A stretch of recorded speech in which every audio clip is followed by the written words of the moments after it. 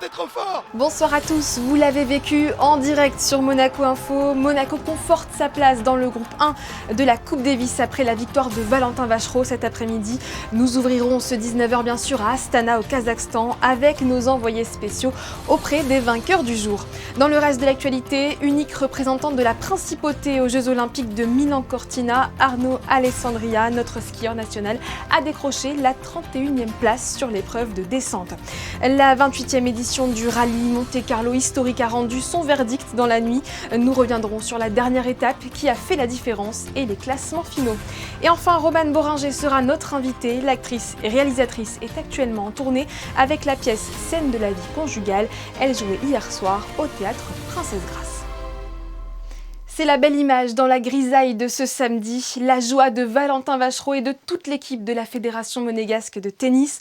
En venant à bout du Kazakh Alexander Bublik, 7-6, 7-6, le tennisman permet à Monaco de conforter sa place dans le groupe 1 de la Coupe Davis.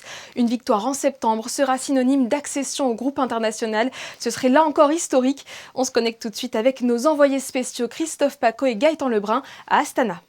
Une performance extraordinaire pour l'équipe de Monaco, emmenée par son meilleur joueur, Valentin Vacherot, qui a assuré la victoire tout à l'heure contre cette équipe kazakh, pourtant emmenée par Alexander Bublik, numéro 10 mondial. Eh bien, notre numéro 1, 27e mondial, 27 ans, Valentin Vacherot, n'a pas tremblé. Encore une victoire en 2 manches, très serrée, en 2 tie-break, 7-6, 7-6, tout comme le double ô combien important avec Hugo Nys et Romain Ardeo, qui ont aussi triomphé en 3 manches, en 3 tie-breaks, 7-6 à chaque fois, 6-7 le premier perdu, et ensuite 7-6, 7-6 pour les Monégasques. Ravis les Monégasques, qui vont retrouver évidemment l'envie d'aller encore plus haut au mois de septembre prochain, mais déjà, savourons ici à Astana cette qualification dans le groupe mondial de Monaco, avec son meilleur joueur, Valentin Vacherot, aux côtés de Gaëtan Lebrun. Ah Valentin, quelle émotion d'avoir remporté le dernier match, celui qui qualifie Monaco. Ouais, non, c'est fou. Je pense que c'est la plus belle victoire depuis que je joue en Coupe Davis, ça c'est sûr. Ouais. En plus, au terme d'un scénario fou, 2 tie-break, t'as été solide dans tous les points importants, littéralement. Ouais, j'ai été très bon dans les moments importants. Dès que ça a été chaud dans les 2 tie-breaks, j'ai été très très solide. C'est ça qui a fait la différence aujourd'hui. Ouais. Comment t'as abordé ce match justement après cette victoire en double qui justement, alors soit te rajoutait un peu de pression ou au contraire te libérer en disant c'est moi qui peux apporter le dernier point? Évidemment qu'il y a un peu de pression. Je me dis que je peux rapporter le dernier point. Après, je pense au fait, il y a un truc, on a un point fort dans notre équipe, c'est qu'on a 2 joueurs de double et que pas toutes les équipes ont ça. Ce qui fait que souvent les numéros 1 doivent jouer en double et quand Hugo et Romain gagnent, on joue en 2h45 en double et que je me dis que je dois jouer le joueur après, ça me donne quand même un petit peu de confiance au niveau physique. Et quels ont été les mots justement entre toi, Guillaume Couillard ou même avec Hugo et Romain justement pour ces 2 matchs importants? Non, ça a été vraiment... De toute façon, on sait ce qu'on doit faire. Entre parenthèses, on n'a pas le droit à l'erreur. En double et moi, j'avais pas le droit à l'erreur si on voulait gagner. On l'a fait, donc ça c'est bien, mais on ne sait pas ce qu'on se dit. On se dit, on fait notre truc et on voit ce qui se passe après. Ils ont eu 2 balles de match contre eux. Donc à tout moment, on aurait pu être là, se retrouver là à 2 partout et à jouer un match décisif que ça aurait été très compliqué de gagner. Maintenant, on a gagné ces 2 matchs et je pense qu'on progresse tellement en Coupe Davis, on devient très très fort. Ouais. Et vous avez joué 5 tie-breaks, vous en avez gagné 4 sur 5. Est-ce que ça rend la victoire encore plus belle en termes d'émotion surtout? Ah ouais, ça c'est sûr, c'était chaud bouillant. Le double a été fou, ils ont sauvé 2 balles de match comme j'ai dit, la fin a été très tendue. Et moi pareil, alors j'ai eu 2 très bons tie-breaks, surtout que le scénario du dernier est assez fou. Où il me sauve une balle de match de manière exceptionnelle. Et après, je vais le chercher après. Donc, non, c'est trop content. Je vous propose d'écouter à présent la réaction de la présidente de la Fédération monégasque de tennis, Mélanie Antoinette de Massy, tout sourire. Je suis tellement fière de mes joueurs, de Valentin et de Hugo et de Romain, ce qu'ils ont fait ces 2 jours. Et particulièrement aujourd'hui, c'est vraiment extraordinaire. Ils sont allés au bout de leur force et je leur en suis reconnaissante pour ça. Et le petit plus, c'est Valentin Vacherot qui bat une nouvelle fois Alexander Bublik. C'est vrai que quand il était au Masters 1000 de Shanghai, quand il est tombé contre Alexander Bublik, nous avons évidemment tous pensé à la Coupe Davis en se posant peut-être pas mal de questions. Et puis il a déjà créé une première fois, j'ai même pas envie de dire l'exploit parce qu'il joue, pour moi c'est son niveau de jeu, c'est ce que je dis déjà depuis longtemps. Et donc il a battu Alexander Bublik à Shanghai et puis là aujourd'hui il a réitéré heureusement et voilà, je suis vraiment fière de lui et je remercie toute mon équipe, j'ai toute confiance en eux, ils le savent et je suis vraiment heureuse aujourd'hui. Direction l'Italie, Arnaud Alessandria s'était lancé ce matin sur la piste du Stelvio à Bormio, l'une des plus légendaires et des plus redoutées pour la descente. Ce samedi, le skieur de la Principauté, unique athlète monégasque en lice pour ces Jeux Olympiques d'hiver, a décroché la 31e place, un résultat qui fait la satisfaction de ses supporters. Plusieurs membres de l'association monégasque des athlètes olympiques se sont réunis pour visionner sa course en direct. J'ai bien aimé regarder, c'est un beau spectacle.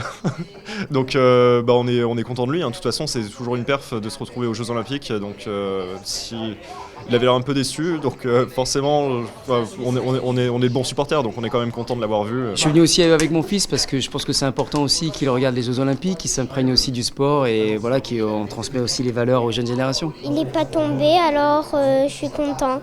Et la famille olympique monégasque se retrouvera mercredi, le 11 février, pour suivre Arnaud Alessandria sur le Super G. De son côté, le prince Albert II est sur place en Italie. Le souverain a d'ailleurs remis les médailles de l'épreuve de descente aujourd'hui et rencontré le président italien Sergio Mattarella avant l'ouverture des Jeux. En football, le match que tous les supporters de l'AS Monaco FC attendent chaque saison arrive. Le derby de la Côte d'Azur, c'est demain, dimanche. Les Monégasques se déplaceront à Nice à l'occasion de cette 21e journée de Ligue 1. Après leur élimination jeudi soir en 8e de finale de la Coupe de France, dans quel état d'esprit les hommes de Sébastien Pocognoli appréhendent-ils cette rencontre? Réponse tout de suite au micro de nos reporters qui ont assisté à la conférence de presse d'avant-match. On a joué contre une bonne équipe de Strasbourg. On a eu des manquements pendant le match, mais on n'a pas fait un mauvais match. Je trouve qu'on a eu des bonnes séquences de match et des faits de jeu qui, encore une fois, nous mettent du mauvais côté du résultat final. Mais on a fait un match cohérent, pas assez par rapport peut-être aux qualités de Strasbourg. Mais maintenant, c'est un nouveau match et on doit aussi prendre des points en Ligue 1 pour revenir vers les places européennes. Donc la situation aurait été la même avec une qualification contre Strasbourg ou pas. C'est une autre compétition. Là maintenant il faut se remettre dans les pieds sur terre par rapport à la compétition française et faire le maximum pour engranger des points. Et on a 2 matchs très importants pour nous relancer vers le haut du tableau. Nice a fait tourner pour son match de coupe. Nous un peu moins, mais on l'a fait aussi. Et la réalité, c'est qu'on va devoir composer avec le noyau et être intelligent par rapport au choix et aussi par rapport aux qualités de l'adversaire. Voilà, c'est un derby, pour moi, il doit se jouer avec beaucoup de cœur, beaucoup d'intensité et une bonne agressivité. C'est un rendez-vous immanquable pour les passionnés de voitures de collection. Le rallye Monte-Carlo historique a une nouvelle fois tenu toutes ses promesses. Des routes piégeuses, des nuits glaciales et un final légendaire sur la boucle du Turini. Le verdict a été proclamé au cœur de la nuit dernière. Retour sur une édition intense où la régularité a fait la différence avec Vanessa Desi et Alexandra Paolini. Une semaine après le WRC, la 28e édition du rallye Monte-Carlo historique s'élance avec un format repensé. Dès les premières épreuves de régularité dans le Vercors, le ton est donné.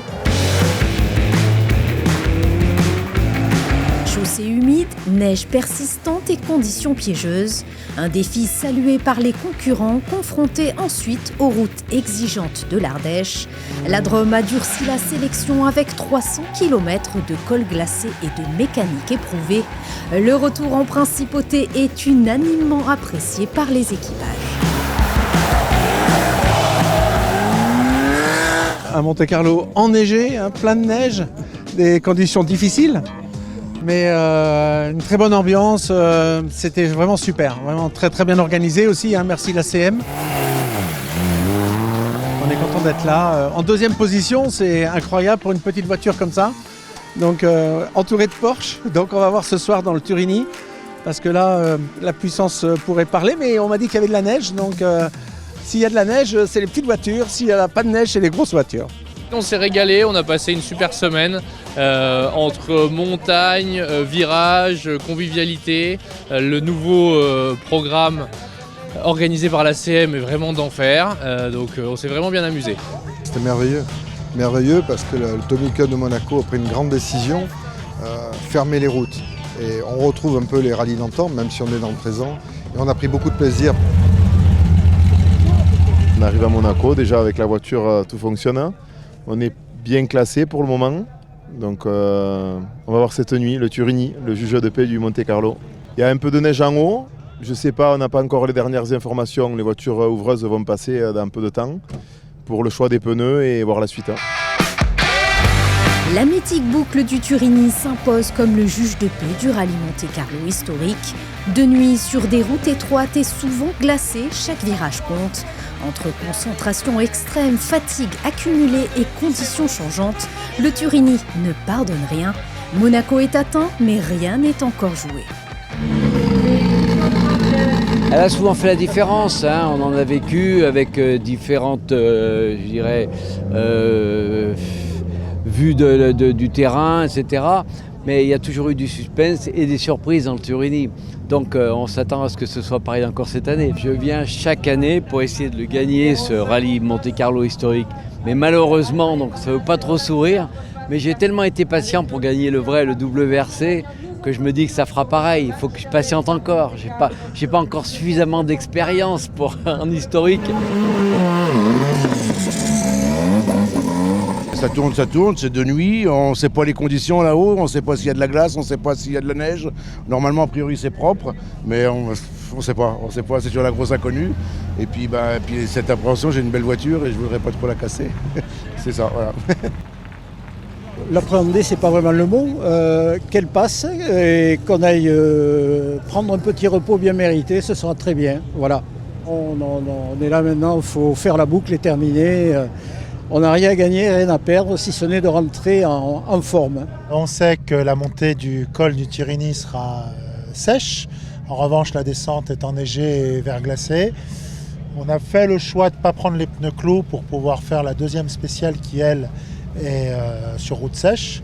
Donc on va essayer de faire au mieux et de ne pas faire d'erreur dans cette descente qui risque pour certains pilotes d'être fatidiques parce que les voitures vont forcément glisser et avec la température qui est actuellement au col, cette neige va durcir et va devenir glace. Au terme d'une dernière nuit fidèle à la légende du col du Turini, l'équipage Climent Jiménez-Valls sur BMW 323i est proclamé vainqueur de ce 28e rallye Monte Carlo historique. À la deuxième marche du podium, De Luca Scholl sur leur 104 ZS.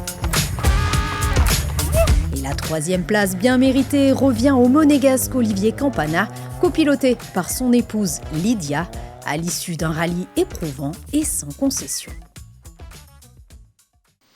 Vous avez peut-être eu la chance de l'applaudir hier soir. Romane Bohringer était sur les planches du théâtre Princesse Grace à l'affiche de la pièce Scène de la vie conjugale de Bergman. L'actrice et réalisatrice est en duplex avec nous. Bonsoir Romane Bohringer. Bonsoir. Merci de nous faire le plaisir d'être notre invité ce soir. Dans cette pièce, vous formez un duo avec Stanislas Nordet et incarnez ensemble un couple qui s'aime depuis 10 ans. Un couple idéal qui va révéler ses failles. Sans trop en dévoiler, qu'est-ce qui va provoquer le point de bascule ? Qu'est-ce qui va provoquer le point de bascule oui, effectivement, Johan et Marianne sont un couple qui s'aime et qui apparemment vit une vie tout à fait complète. Qu'est-ce qui va être le point de bascule ? Ils vont se retrouver confrontés à un couple d'amis chez qui la crise et l'infection a déjà commencé à poindre. Et en miroir, ils vont se mettre à s'interroger sur leur couple à eux.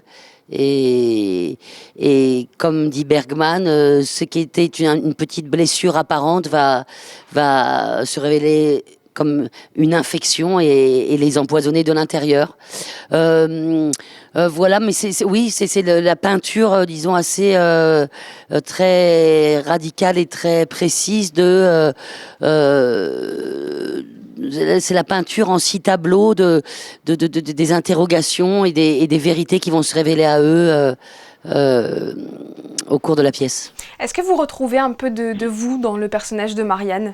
Là, je me pose pas la question. Je crois que la pièce de Bergman, car c'était au début une pièce dont il a fait une série, je crois que la pièce de Bergman et d'ailleurs c'est pour ça qu'elle qu'elle donne encore envie d'être interprétée et d'être montée. Je crois qu'elle est une espèce de radiographie un peu universelle de ce qui forge un couple, des promesses qu'on se fait, des mensonges qu'on peut se faire, des vérités qu'on ignore et qui parfois ressurgissent. Je navigue dans cette exploration parce que on pourrait dire que c'est une exploration de l'intime parce qu'il va vraiment, il y a 6 tableaux dans lesquels dans lequel ils creusent vraiment de manière assez entêtée les recoins de leur histoire d'amour. Oui, c'est une pièce qui nous pousse à réfléchir. Qu'est-ce qui vous a le plus touché, vous, dans ce texte ? En fait, C'est mon 2e spectacle avec Christophe Perton. Et j'avais envie de retravailler avec lui, tout simplement, parce qu'on avait une belle aventure sur le Bel Indifférent de Cocteau. Et j'avais très envie de naviguer sur le plateau avec Stanislas Nordet. Donc ça, c'est le point de départ de mon désir de faire ce spectacle. Et puis Bergman, je suis moi-même en train de le découvrir puisque c'était notre seconde représentation. Donc je serai plus à même de dire ce qui m'en restera plus tard. Mais c'était en tout cas un partenaire, Stanislas, avec qui j'avais envie d'éprouver la scène. Et puis ce partage-là, ce couple très intense. Et j'avais également envie de retravailler avec Christophe. J'ai lu qu'à l'origine, la série télévisée diffusée en Suède dans les années 70 avait provoqué une vague de divorces chez les spectateurs. Est-ce que vous pensez que cette œuvre résonne différemment aujourd'hui qu'à l'époque de Bergman ? Oui, je pense un peu quand même parce que la pièce est aussi l'histoire d'une émancipation, en tout cas du côté du personnage de Marianne. C'est une femme qui vit dans une espèce de confort moral même, enfin de confort d'éducation qu'elle a reçue, auquel elle s'est pliée, et la pièce aussi décrit son éveil, son réveil plutôt. Son réveil à ce qu'elle est profondément. Le choc était sans doute plus fort à l'époque de Bergman. J'ai l'impression qu'aujourd'hui on parle quand même beaucoup. On est en train de rendre aux femmes leur destinée, je l'espère. Je sais pas. Franchement, je sais pas comment ça fait écho aujourd'hui. Il faudrait demander aux spectateurs. Enfin, un mot sur votre actualité, cinéma, théâtre, où est-ce qu'on vous retrouvera prochainement ? Je vais être en tournée avec Scène de la vie conjugale, à Nice notamment, dans quelques jours. Mon film, Dites-lui que je l'aime, est encore au cinéma, je pense. Et ça fait pas mal d'actualité. La suite, on verra après. Merci beaucoup d'avoir été avec nous. Merci à vous. Théâtre toujours, mais théâtre solidaire cette fois. Écoute Cancer Réconfort tenait sa soirée caritative annuelle hier soir au Théâtre des Variétés. C'est la compagnie du Théâtre des Oiseaux de Nice qui a offert son cachet à l'association monégasque avec sa pièce Comme s'il en pleuvait, une comédie où l'argent rend complètement fou. Le récit de Théo Schumer sur les images d'Arnaud Imbert. Bruno, tu fais très bien ton travail. Oui, je fais très bien mon travail, je suis le meilleur anesthésiste du 06. Oui, on me remercie pas en me faisant des cadeaux, en me donnant de l'argent. Non, les chirurgiens, oui, ça, les chirurgiens.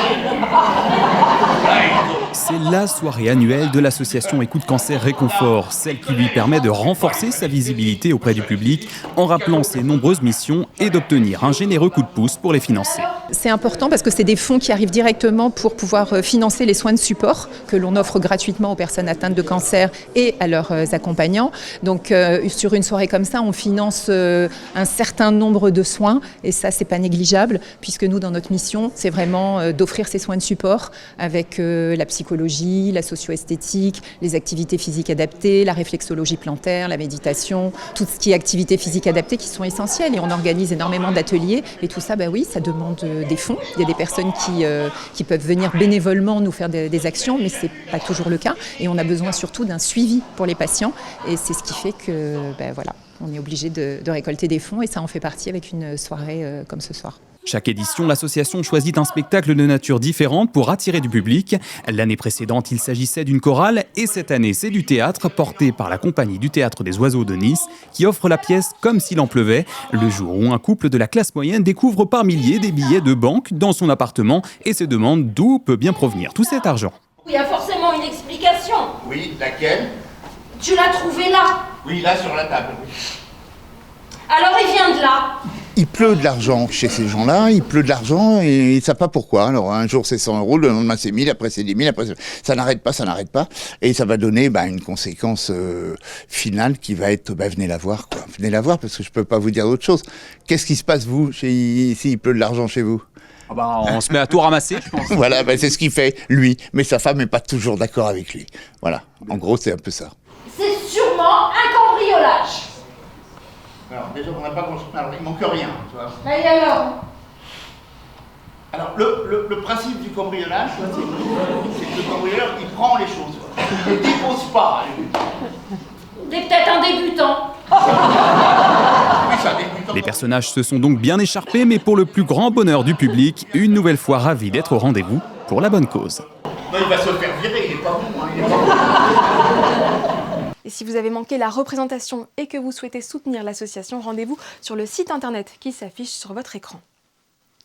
Elle avait attiré plus de 76 000 visiteurs à Monaco cet été. Eh bien, le succès de l'exposition Couleurs, chef-d'œuvre du Centre Pompidou, se confirme en Chine. Depuis le 24 janvier, le Grimaldi Forum en assure la scénographie et la production à Pékin avec un accrochage repensé pour ce public international. 10 000 visiteurs se sont rendus au Beijing Minsheng Art Museum depuis l'ouverture. Une grande fierté pour nos équipes et pour la principauté, a souligné Sylvie Biancheri, directrice générale du Grimaldi Forum. Avant de refermer ce journal, une dernière escale aux États-Unis pour la chronique US. De New York à Los Angeles, en passant par Chicago et Dallas, Monaco peut compter, dans le pays, sur une dizaine de consulats chargés de développer les relations économiques, culturelles et diplomatiques avec les autorités locales. Focus aujourd'hui sur le consulat de Monaco à Miami. Notre correspondant Bastien Bory a rencontré Thomas Abreu, consul honoraire depuis bientôt 2 décennies. Là où les affaires sont reines, beaucoup veulent trouver une place. Vénézuélien de naissance et floridien d'adoption, ancien ingénieur chimiste puis banquier et dirigeant d'hôtel, Thomas Abreu a trouvé la sienne en tant que relais diplomatique de Monaco. My role has been the ears and eyes of Monaco here in Miami, and represent Monaco since 2009, 16 years now. It's been an honor to do so. Florida is very important, given its size, its economic impact in the world. So that is very important for Monaco to have a presence in Florida and to know what's going on. Comprendre ce qui se passe en Floride, c'est d'abord mesurer les risques qui pèsent sur la région. Miami est avec la Nouvelle-Orléans la ville la plus basse des États-Unis. Altitude, 1 mètre au-dessus de l'océan, dont le niveau devrait augmenter de 35 cm d'ici 2050. Pourtant, au lieu de passer aux énergies vertes, la Floride mise sur le gaz, laissant l'État exposé à des tempêtes et inondations de plus en plus fréquentes. Cities have had implemented measures to go completely 100% using renewable energy by 2030 or so, but the state has eliminated that provision in the statutes. La Floride et Monaco ont ainsi 2 approches différentes face au changement climatique, ce qui n'empêche pas les collaborations.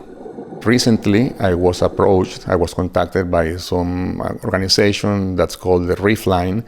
They are developing an artificial reef they are deploying in Miami Beach. It's 7 miles long. I put them in touch with the Prince Albert, the second foundation, and they started conversations. Si l'environnement est une préoccupation partagée, le sport en est une autre. Entre juin et juillet prochain, Miami accueillera 7 matchs de la Coupe du Monde de football, là où les investissements dans le sport au sens large ont généré ces dernières années plus d'1 million d'emplois à l'échelle de la Floride.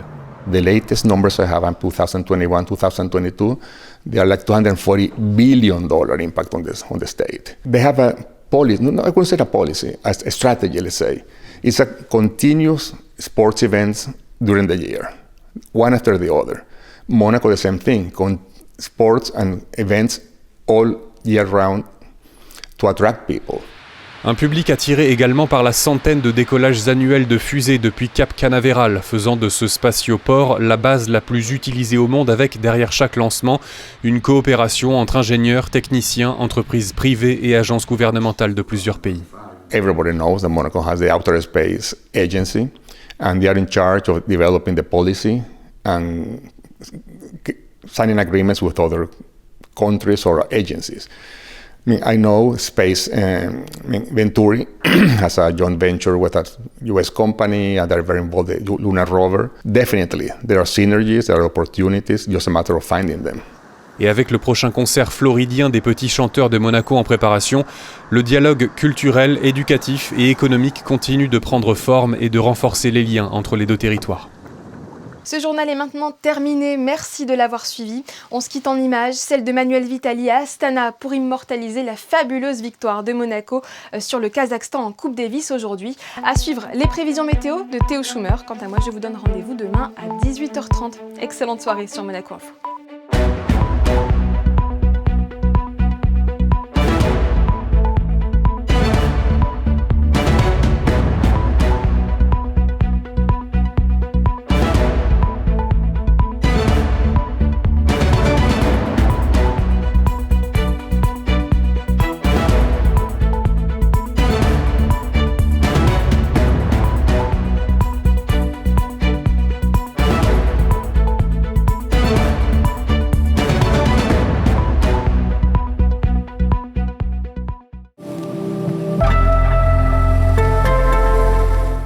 Bonsoir à tous, ravi de vous retrouver pour vos prévisions météo du week-end. Des prévisions particulièrement instables, on alterne beaucoup entre pluie et beau temps en ce moment. Et demain, ce sera de la pluie au programme. Un ciel très couvert dès votre réveil qui pourra devenir pluvieux à partir de la mi-journée. Du côté des températures, ce ne sera pas plus joyeux. 9 degrés en matinée jusqu'à 11 degrés maximum l'après-midi. Et ce dimanche 8 février, nous penserons à souhaiter une bonne fête à toutes les Jacqueline. Excellente soirée sur Monaco Info.